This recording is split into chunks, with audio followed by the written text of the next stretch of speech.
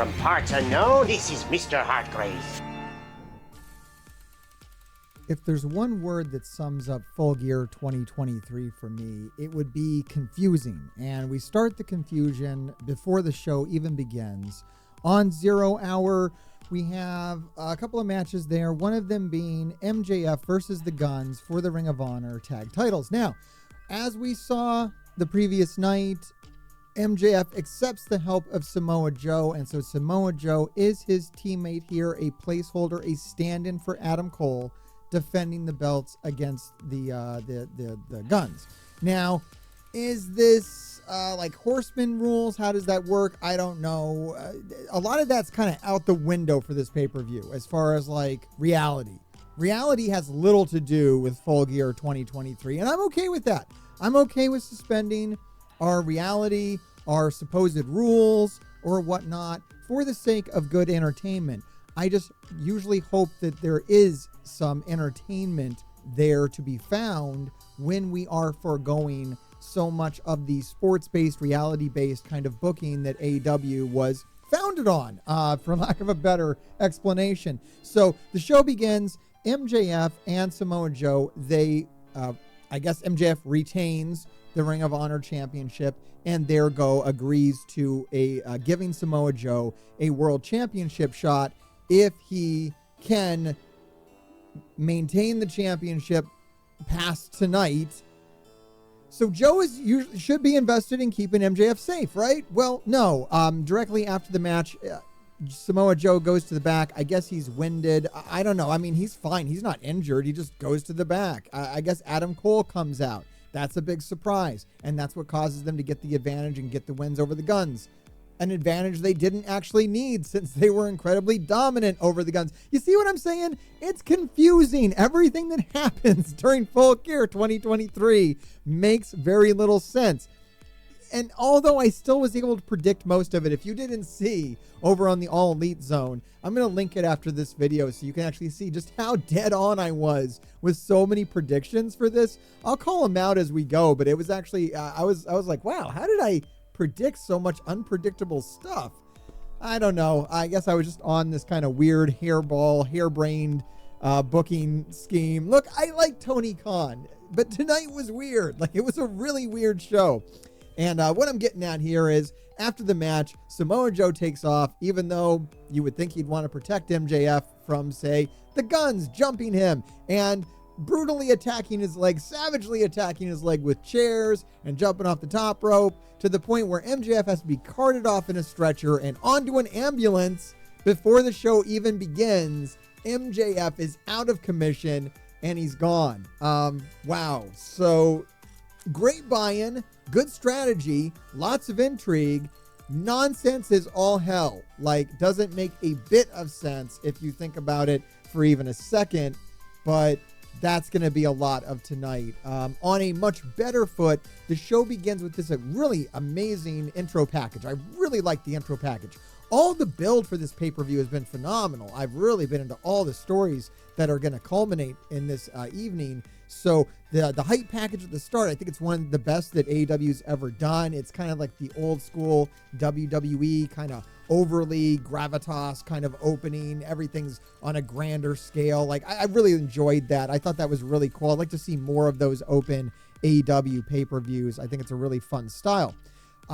We got the first match on the card is the card proper, not 0 Hour, is the 6-man tag team match between Sting, Darby Allin, Adam Copeland, Christian Cage, Luchasaurus, and Nick Wayne. Christian gets a new intro here, which is phenomenal, and a new name for his stable. So Christian has officially named his stable. It's the Patriarchy, and he had a children's choir opening up the show. So good. And I gotta say right here, and in this match in particular, Nigel is on fire on commentary. Now, when Nigel first came in and started doing commentary and didn't have confidence, I feel like he was on shaky footing when he started. I wasn't a huge fan of his commentary. At this point, Nigel's my favorite guy on commentary. He's so gloriously unhinged, and even more so for Christian Cage. I can't I can't handle it. It's so damn good. I think he attributes the Children's Choir to being like a charity organization that Christian has set up for children. I can't believe anything that Nigel says, but I want to believe it all. It's absolutely hilarious. He is on fire for this pay-per-view. Yeah, Nigel is great. I had to say that, right? Best costumes go to Edge and Sting and Darby. That you see the face paint here on Adam. It looks phenomenal. And I really thought that they had like the best gear from the whole night. There's some other good contenders for that, but really these guys all on the same page with the matching gear and face paint. That was just absolutely phenomenal. Christian makes his exit from this match right after he gives a devastating nut blow to Ric Flair. Good for him. And they end up winning after Christian dips on out. Darby, Sting, and Adam are able to win by pinfall on Luchasaurus. Pretty much what I predicted would happen there. I just thought that Nick Wayne would eat the pin. I thought it was a great opening to the show, and I wish it would have all kind of been up to this standard of quality. I thought this was phenomenal. And that's when the confusion comes back in. So we have a very good opening match, and then we have this strange segment here where Jay White comes out and says, hey, MJF's out of action, so I'm the champ, right?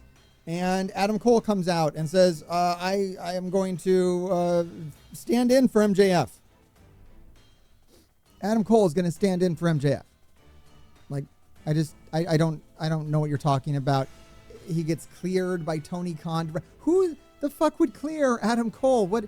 Like, it's fine. It's fine. Like, it's wrestling. It doesn't have to make sense. But if I'm going to suspend my disbelief for something this fucking stupid, then I would really hope the payoff is there. And I don't know, guys. We'll talk about it. Let me know if you thought the payoff was there. I'm just not sure. And I don't know if I want to tip my hand early, but there's nothing shocking that happens in this show, right? Like, I would think for something like this, you would need something shocking to pay it off, and we just don't get that. Next up is the unkillable Jon Moxley versus the fully healed Orange Cassidy, and this match was good, not as violent as their last matchup. Kind of a brief exchange, clocking in at just over 10 minutes. And the main thing I noticed here is that Moxley was absolutely determined to look strong in this. He was absolutely unkillable. But still, like I said before this match went down, Orange Cassidy, when he fully healed, is one of the strongest wrestlers on the roster. That being said, he had to deliver 6 orange punches and a beach break to Jon Moxley to be able to pin him. That seems a bit excessive and a bit extreme. But yes, Orange Cassidy does win, and I believe that this was always the original plan. I believe the original plan was for Jon Moxley to hold this belt until this pay-per-view and then lose it to Orange Cassidy. All they did was make it so that Orange Cassidy was determined to actually get a win on Jon Moxley. So it's the same story, different kind of setup, but the outcome, I believe, was always going to be that Orange Cassidy was going to retain this championship. I do firmly believe that this championship, the way it is right now, the International Championship, it is beneath Jon Moxley. Now, some think that Jon Moxley should elevate the championship. I don't think so. I don't think Jon Moxley needs to elevate the International Championship. I think Orange Cassidy is doing a fine job with that. I think it's a good mid-card title, and I think Jon Moxley very much belongs in the main event from the amount of from the amount of worldwide recognition he has. Like, AEW fans love Orange Cassidy. All wrestling fans either know or are compelled by Jon Moxley. Either they love them or they hate him. He has a much wider reach, so I think he belongs in that, main title picture, the world heavyweight picture, more than the International Championship. Plus, whoever wins this belt is destined to drop it at Wembley. And I don't know.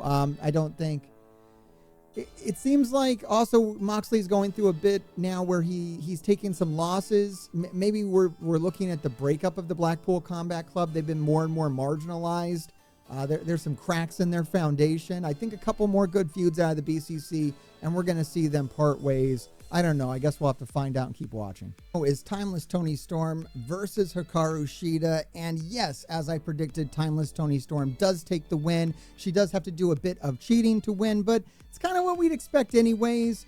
She ends up planting a plate into her buttocks and then using that to do the hip attack on Shida. She does miss her close-up, but she was able to get the win, and I'm here for it. I mean, this is what needed to happen. I think this was universal. I mean, I predicted this, but a lot of people predicted this. Just, what's the most interesting thing about Shida's title reign right now? Toni Storm interfering with it. So Toni Storm being the champion makes a ton of sense. I want to know what her story is. I want to see what happens to her. The rise that she's having right now, the fall after is going to be even better. If she can lose it even more than she already has, I'm just here for it. Whatever Toni Storm is doing, I'm a huge fan. You probably are too. Let me down in the comments how happy you are that Toni Storm is now the women's champion. More confusion. I'm telling you, man, it's really the theme of the night. Eddie Kingston comes out and he announces that in this tournament that's coming up, all of the belts are going to be on the line. So whoever wins this tournament is going to be the Triple Crown champ. They talk about this at like 3 segments throughout the pay-per-view about this. Like, it almost feels like an MCU kind of setup during this pay-per-view where we're setting up other shows during this show. Can't we just focus on this show? No, we have to talk about Wembley. We have to talk about World's End. We have to talk about this tournament. We have to talk about the next 6 weeks of TV. I don't know what Eddie's doing. I assume that Bryan Danielson is going to win this tournament and then hold all these belts so that his lineage can be then added to all these belts before he retires. Is that the idea? Okay, guys, Bryan Danielson's retiring soon. Let's go ahead and get his name on as many belts as we can so that when this guy down the line holds this belt, we can say that's the same belt that Bryan Danielson held, I guess, because I don't see Eddie Kingston doing it. Eddie Kingston, honestly, I think he seems uncomfortable holding the belt, which is a damn shame because I think he's a phenomenal champion. I think Eddie as champ is phenomenal. But I think he just feels more comfortable in his space of being like an underdog or what have you. So I don't see Eddie Kingston coming out on top and being the Triple Crown champ of this. That seems to be something that's destined for Bryan Danielson. Why not put 1 belt on Bryan Danielson? No, put 3 belts on Bryan Danielson. Hell, give him the AEW World Championship. I'll talk more about that later. And give him 4 belts. The belt collector, Bryan Danielson, in his final year, it's not a bad idea. I suppose I'm down with it, but oh my God, could you possibly telegraph it more? And then we have this phenomenal 4-way ladder match for the tag team title between Ricky Starks, Big Bill, Lee Faction, and Gobernable.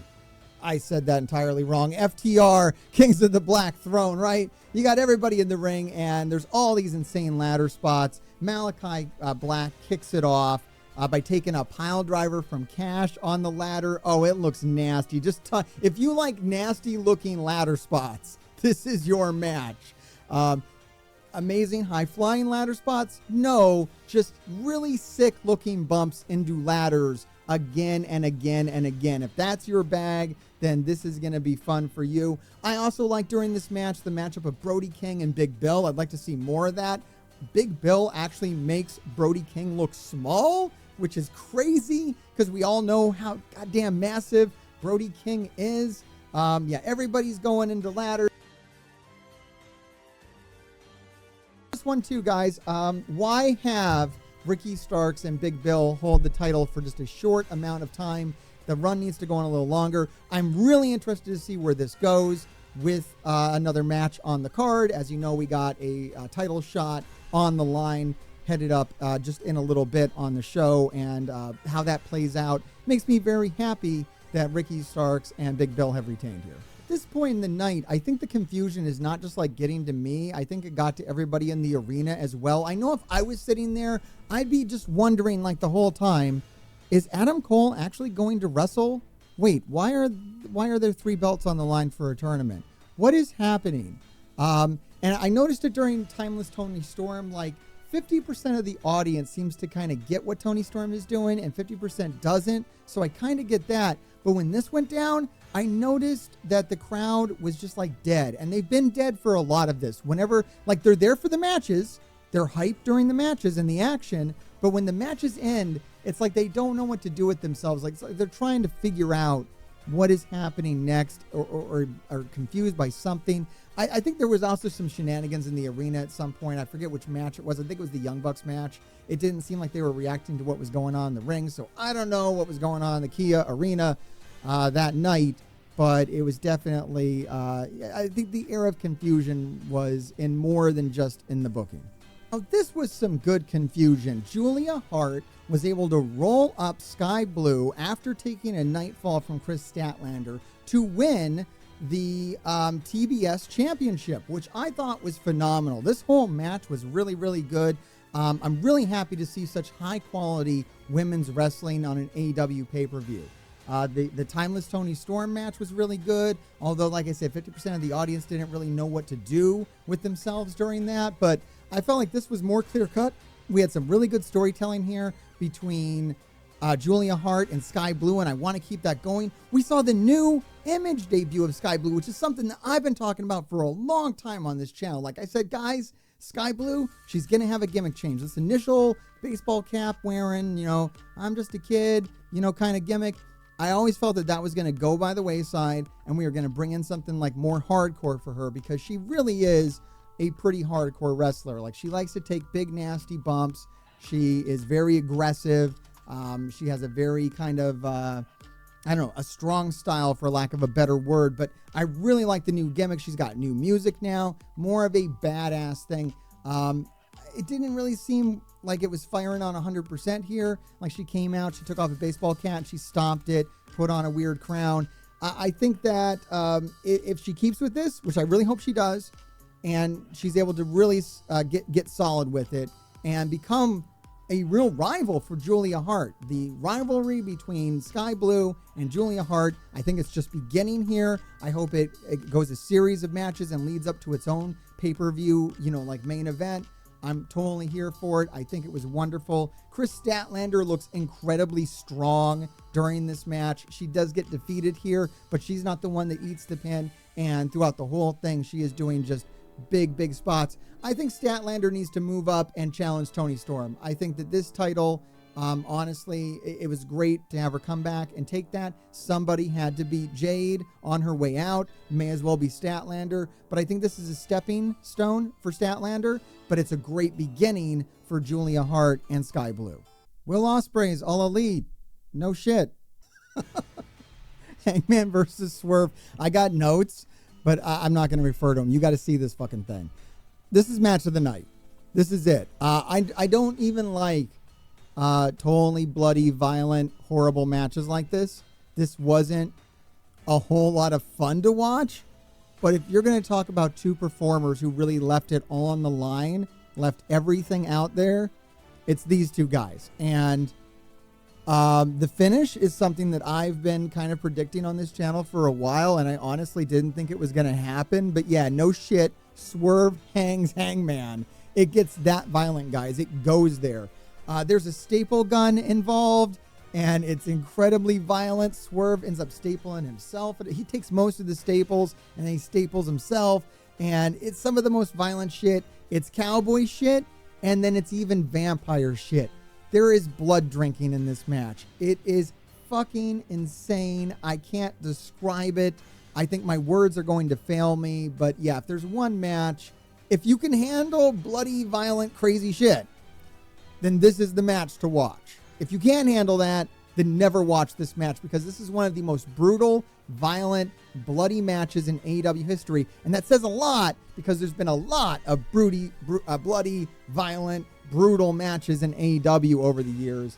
But this one really ups it to a new level. We got barbed wire. We got broken glass. We have cinder blocks. I mean, it is just fucking absurd. On a more fun note, I also predicted that Prince Nana would come out with backup dancers, and it fucking happened. Guys, I was livid in my living room when that went down. I can't believe it that I'm so glad that they took advantage of this moment.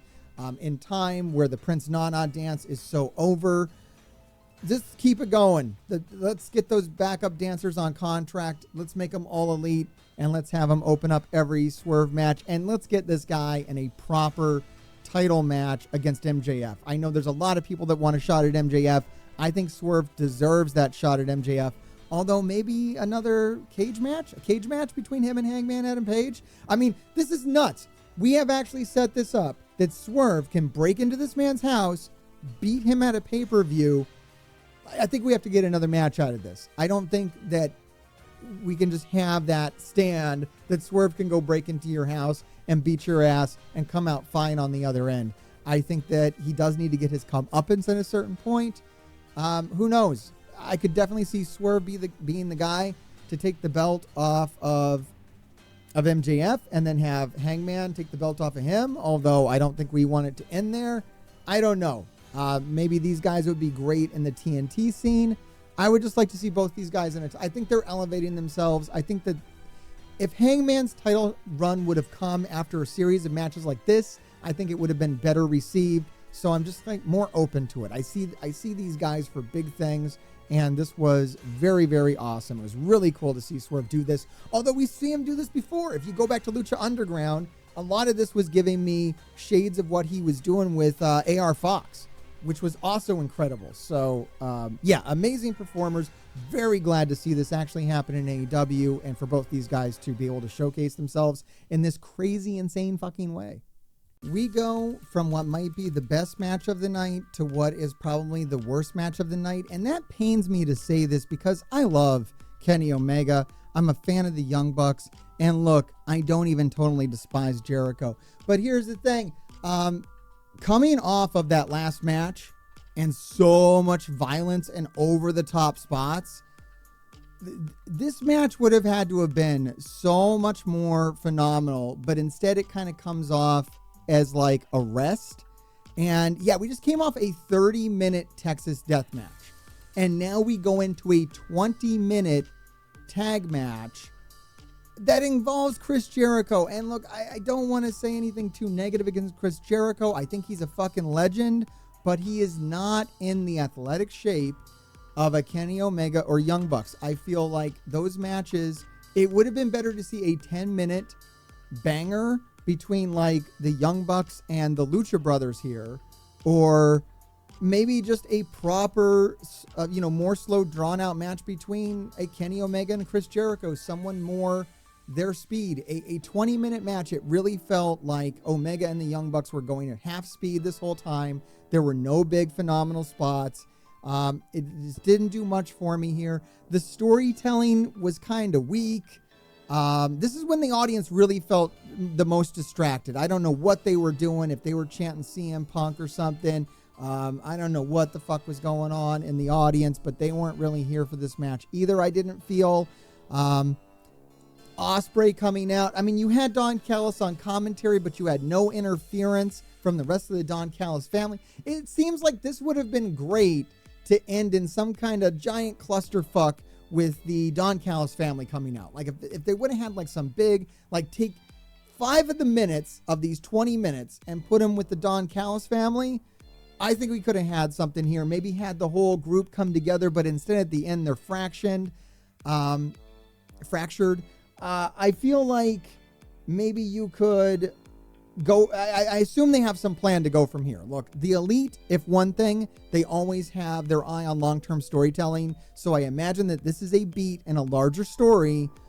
I'm just kind of bored by the story, guys. I'm not so, fixated. I'm a huge Kenny Omega fanboy, but look, I'll call the WWE out for it when they drop the ball with Cody Rhodes and they say it's all about long-term storytelling, guys. Just let him finish the story. I'm fucking bored. I don't care anymore where the fucking story is going if you bore me to shit for like 3 pay-per-views, okay? I lose interest and I don't give a fuck anymore. And that's very much where I'm at with this. But I'm happy that Kenny Omega and Jericho are going to remain a tag team. They did pick up the win here. And I think that they're going to have a very interesting feud with Ricky Starks and Big Bill. I think they're going to win those belts in Canada. Like, absolutely. And it's going to be fucking great. So I'm happy for this. I just think that it went on too long. I think a shorter match here would have been good. It would have served everybody better. But, yeah, I don't know. Definitely my least favorite match of the night. And that leads us to the main event. Long story short, MJF wins the belt. There's no additional information regarding the Devil. Good night, everybody. Fuck off. It's Full Gear 2023. The longer explanation is dumb. It's honestly fucking stupid. And that's what kind of leads this thing off. On commentary, they spend like a few minutes trying to describe why this is in Jay White's contract for Adam Cole to be able to take MJ. There is no fucking contract on the wrestling planet, on the professional fighting planet, where Adam Cole, a fucking cripple, would be able to take MJF's place and fulfill MJF's that doesn't make any fucking sense. So trying to describe it and trying to rationalize it doesn't fucking help. Just shut the fuck up and let these guys work.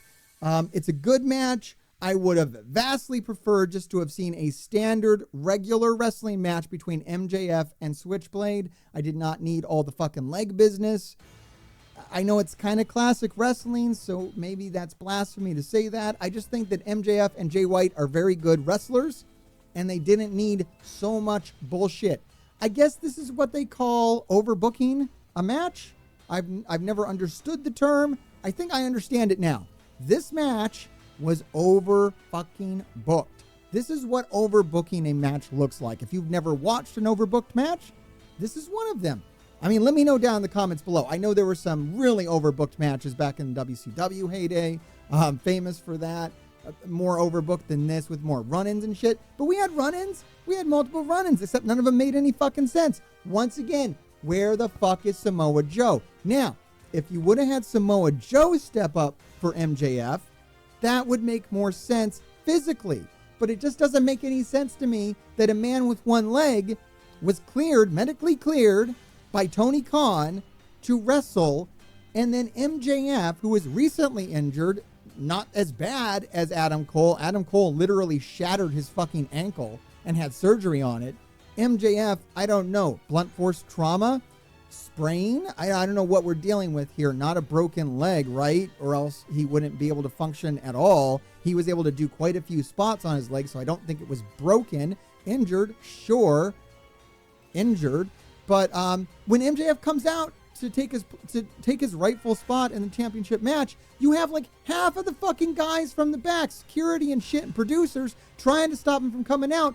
Why the fuck why don't you like Adam Cole? Why are you letting Adam Cole wrestle in this match?